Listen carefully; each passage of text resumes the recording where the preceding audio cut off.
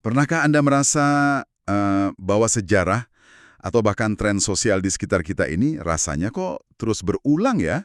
Ya, kayak muter-muter aja gitu. Betul. Seolah-olah kita ini tidak pernah benar-benar bergerak maju dalam satu garis lurus yang rapi. Anda mungkin melihat pergantian rezim politik atau sekedar tren mode yang balik lagi ke era 90-an. Atau perdebatan di media sosial yang isinya itu-itu saja tiap tahun. Benar banget. Sampai Anda mungkin berpikir, tunggu dulu, bukankah kita sudah pernah melewati ini semua? Mengapa kita kembali ke titik ini? Sebuah pertanyaan yang sangat valid untuk diajukan hari ini. Selamat datang di penelusuran mendalam kita kali ini. Untuk Anda yang selalu haus akan pengetahuan, yang suka melihat pola dari hal-hal yang terkesan acak, hari ini kita punya materi yang sungguh luar biasa provokatif. Sangat provokatif. Kita akan membedah sebuah buku terbitan tahun 2025 yang berjudul Dialektika. Filsafat Gelombang Membaca Realitas, karya Putra Adi Suryo. Dan yang memukau di sini adalah bagaimana buku ini tuh tidak berdiri sendiri. Maksud saya, gagasan di dalamnya didukung oleh pengantar dari tokoh-tokoh yang latar belakangnya sungguh berseberangan. Oh ya, spektrumnya luas sekali ya. Sangat luas. Anda punya aktivis sejarah seperti Budiman Sujatmiko, lalu politisi senior seperti Fahri Hamzah, sampai seorang fisikawan murni Iwan Yahya. Fisikawan murni ikut memberi pengantar di buku Filsafat Sosial. Betul sekali. Ketika sebuah ide bisa diterima oleh politisi sayap yang berbeda, sekaligus diamini oleh ilmuwan eksakta, itu menunjukkan ada sesuatu yang fundamental di sini. Ada semacam resonansi pemikiran. Tentu saja, perlu kita tegaskan ke Anda yang mendengarkan, kita di sini sama sekali tidak sedang mendukung posisi politik tokoh-tokoh tersebut ya.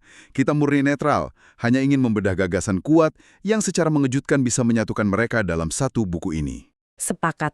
Fokus kita murni pada teks dan gagasannya.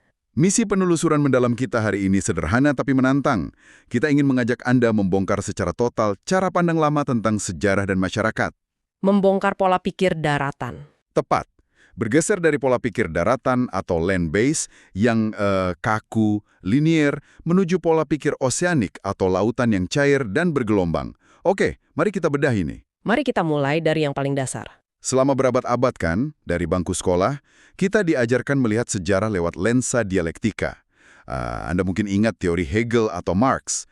Ada tesis, bertabrakan dengan antitesis, lalu bom jadi sintesis. Yang selalu dianggap lebih baik dari sebelumnya. Iya kan? Ada asumsi bawaan kalau masyarakat itu berevolusi seperti naik tangga. Bergerak lurus ke atas menuju tujuan akhir, entah itu utopia modern atau masyarakat tanpa kelas. Tapi persoalannya begini, teori-teori daratan dari Eropa ini seringkali kedodoran atau bahkan gagal total saat dipakai membaca realitas di tempat-tempat kepulauan seperti Nusantara kita ini. Karena realitas kita tidak pernah rapi ya. Sama sekali tidak rapi. Model dialektika klasik itu mengasumsikan sistem yang rendah pasti mati digantikan yang tinggi. Marx membayangkan tahapan pasti dari feodalisme, dihancurkan kapitalisme, lalu ujungnya sosialisme. Tapi coba kita lihat sejarah Indonesia. Apakah kolonialisme Belanda datang lalu membunuh sistem feodalisme lokal kita? Sebentar. Bukannya kolonialisme itu merombak total struktur ekonomi kita waktu itu? Pasti ada pergeseran besar dong. Pergeseran memang ada, tetapi bukan kehancuran dari sistem sebelumnya. Ini kunci utamanya. Penjajah Belanda justru tidak membunuh feodalisme. Mereka malah memelihara dan menggunakan raja-raja lokal sebagai alat kontrol kekuasaan. Oh, jadi mereka bersimbiosis ya? Betul, feodalisme tidak mati. Dia hidup berdampingan dengan kolonialisme. Saya paham maksudnya sekarang. Berarti tidak ada pergantian yang bersih seperti ular ganti kurit gitu ya? Ini lebih seperti penumpukan. Tepat, penumpukan lapisan sejarah. Pantes saja. Bahkan sampai sekarang, setelah kita merdeka puluhan tahun, kapitalisme nasional berkembang pesat, kita punya startup miliaran dolar, tapi pola hubungan kerjanya kadang masih sangat feodal. Bos di kantor masih bertindak seperti raja kecil kan? Benar. Demokrasi yang kita banggakan hari ini ternyata bisa hidup sangat rukun berdampingan dengan oligarki lama. Tradisi kuno dan modernitas ternyata jalan bergandengan tangan, bukan saling membunuh. Dan buku ini dengan sangat tajam mengkritik ilusi yang disebut Darwinisme sosial. Ide keliru bahwa sistem lama pasti punah. Kenyataannya, kapitalisme misalnya tidak mati saat dihantam krisis besar seperti prediksi Marx. Ia bermutasi. Sebentar, tapi krisis seperti depresi hebat tahun 30-an itu kan benar-benar melumpuhkan ekonomi global. Bukankah itu bukti sistemnya gagal dan harus diganti? Kalau kita pakai kacamata garis lurus sih, ya itu titik kehancuran. Tapi nyatanya, depresi hebat tidak melahirkan revolusi sosialis yang menghapus kapitalisme. Kapitalisme justru beradaptasi menjadi kapitalisme Keynesian yang melibatkan negara. Lalu krisis lagi di tahun 70-an? Nah, bermutasi lagi memunculkan neoliberalisme. Lalu krisis finansial 2008 yang menghancurkan Wall Street itu menggeser kita ke era kapitalisme digital dan algoritma saat ini. Formasi lama tidak pernah benar-benar hilang ya? Mereka cuma menyesuaikan diri dengan tekanan baru. Persis. Jika kita terus memaksakan teori dialektika linear pada realitas yang terus bermutasi ini, kita bakal frustrasi. Kita akan melabeli sejarah kita sendiri sebagai sejarah yang cacat atau menyimpang. Itu ibarat kita ngotot pakai peta daratan untuk menavigasi lautan yang sedang badai.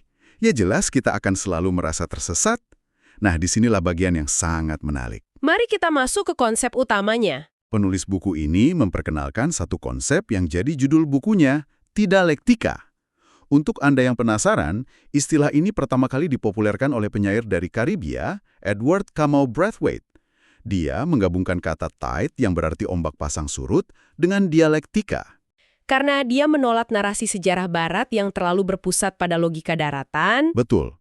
Dan di buku ini, konsep itu diadaptasi habis-habisan jadi filsafat sejarah Nusantara. Intunya, berhenti melihat sejarah sebagai garis lurus dan mulailah melihatnya sebagai gelombang lautan. Jika kita hubungkan ini dengan gambaran yang lebih besar, cara kerja gelombang ini bisa dibagi ke dalam 3 ritme dasar yang terus-menerus berulang. 3 ritme dasar. Apa yang pertama? Fase pertama adalah pasang atau emergence. Coba bayangkan air laut yang perlahan tapi pasti naik dan mengumpulkan tenaga. Secara sosial, ini adalah fase akumulasi energi. Energi kemarahan atau harapan yang menumpuk? Keduanya, berbagai keluh kesah, tekanan ekonomi, harapan masyarakat perlahan menumpuk hingga mencapai titik didih.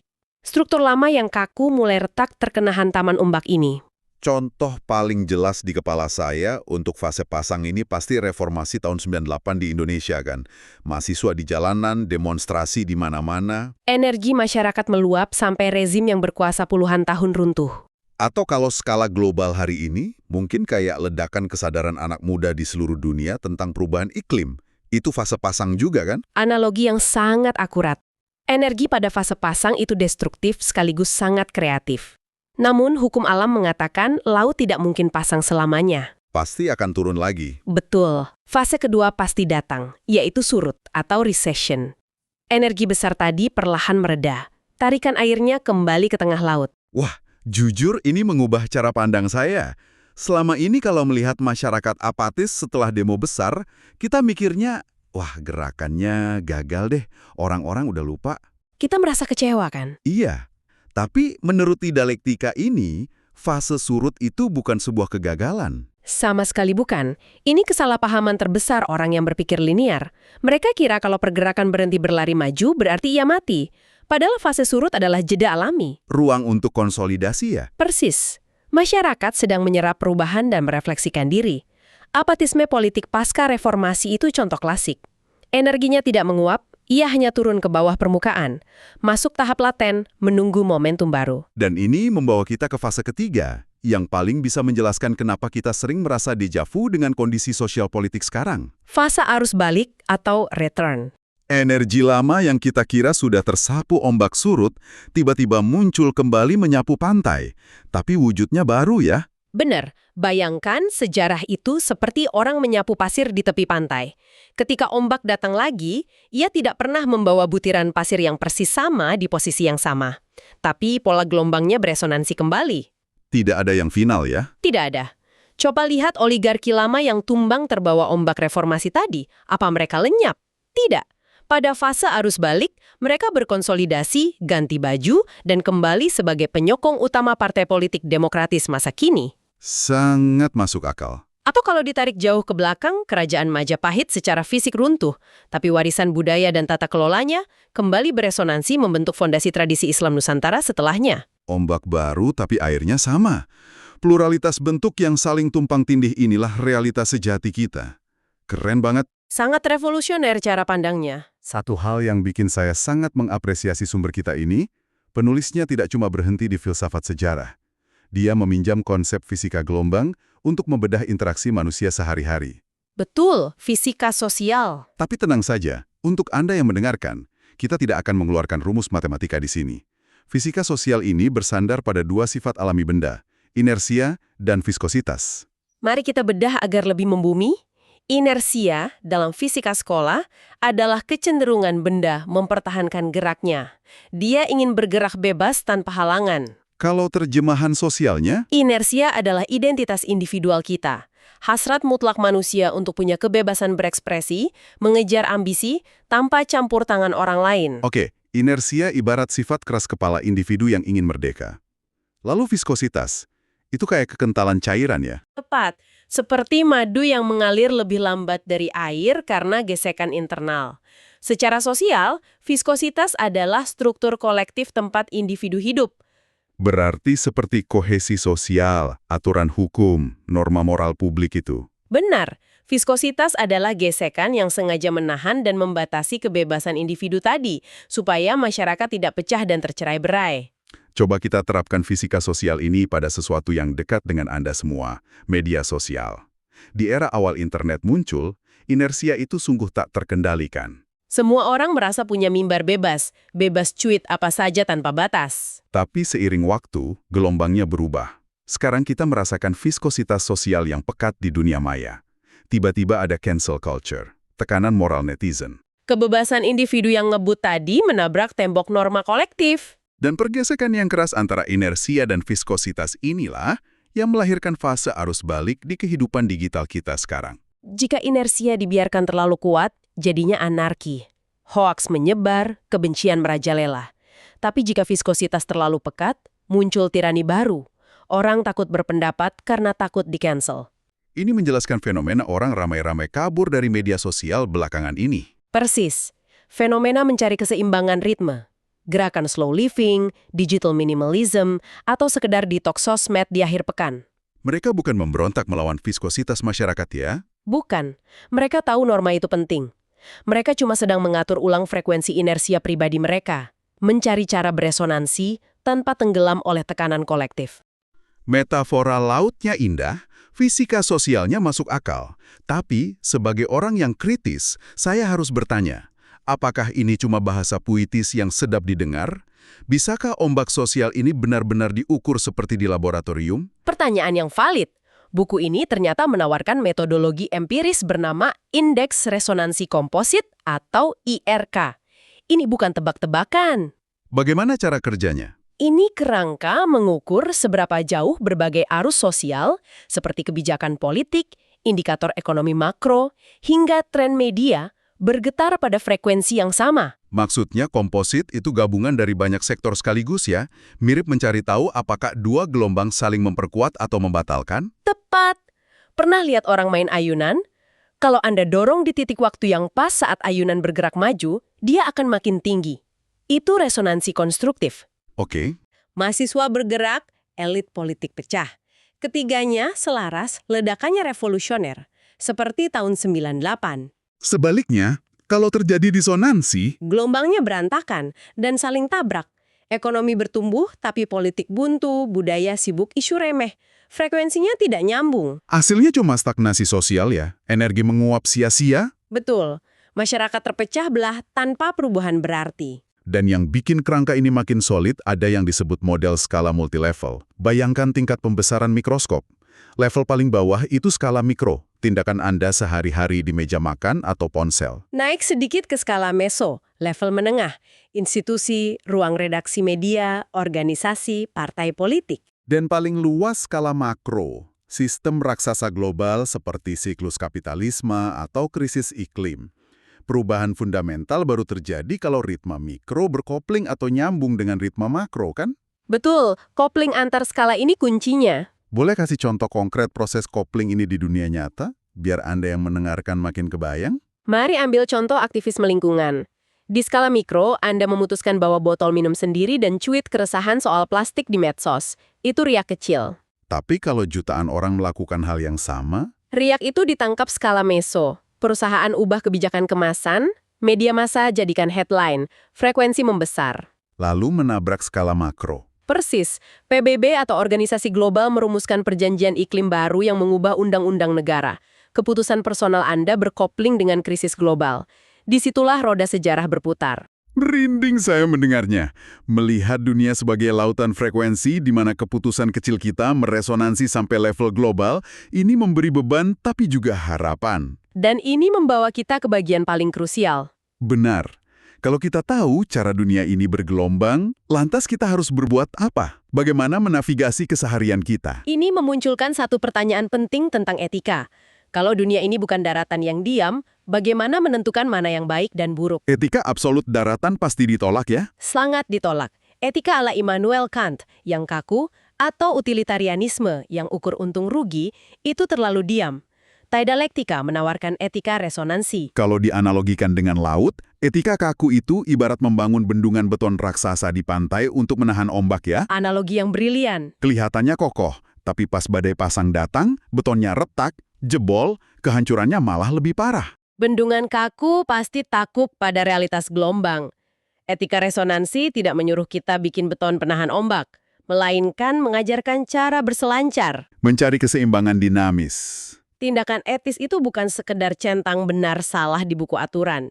Pertanyaannya diubah, apakah tindakan saya ini menciptakan resonansi atau memicu disonansi yang merusak? Berarti waktu Anda belanja fast fashion atau mau nulis komen pedas di internet, Anda ditantang berpikir, apakah riak ini menghasilkan harmoni dengan lingkungan atau memancing ombak beracun yang mengacaukan frekuensi orang lain? Untuk memperkuat ini, penulis mengangkat filosofi Afrika kuno, Ubuntu. Saya ada karena kita ada. Tapi skalanya diperluas ya? Diperluas jauh. Kita bukan cuma masyarakat, tapi mencakup lautan, hutan, iklim, bahkan jejak algoritma digital kita. Etika resonansi menuntut kesadaran bahwa getaran hidup kita menyentuh seluruh ujung lautan. Yang mana? Itu kan sumber penyakit kolonialisme dan krisis ekologi saat ini. Kita didorong punya kepekaan ritmik. Tahu kapan harus melompat ke papan selancar saat pasang. Tahu kapan istirahat merefleksikan diri saat surut, dan tidak lengah saat arus balik datang membawa realitas baru. Mari kita rangkum ini semua. Hari ini, kita menyelam ke cara pandang baru yang menolak penyederhanaan sejarah. Membuang ilusi bahwa kemajuan selalu berjalan lurus. Darwinisme sosial terbukti gagal menjelaskan kenapa tradisi kuno nyatanya bisa bernapas lega di metropolis modern kita. Pada akhirnya, dialektika ini peta navigasi mental untuk abad 21. Di tengah badai resesi ekonomi, polarisasi medsos, dan krisis lingkungan, buku ini mengingatkan bahwa kebenaran sejati tidak bisa dikuasai sepenuhnya, ia hanya bisa dilayari dengan bijak. Tepat sekali. Nah, sebelum kita menyudahi perbincangan ini, saya ingin meninggalkan Anda dengan satu pemikiran terakhir yang cukup provokatif untuk direnungkan nanti. Silakan. Sepanjang penelusuran ini, kita bahas peradaban punya fase pasang, surut, dan arus baliknya.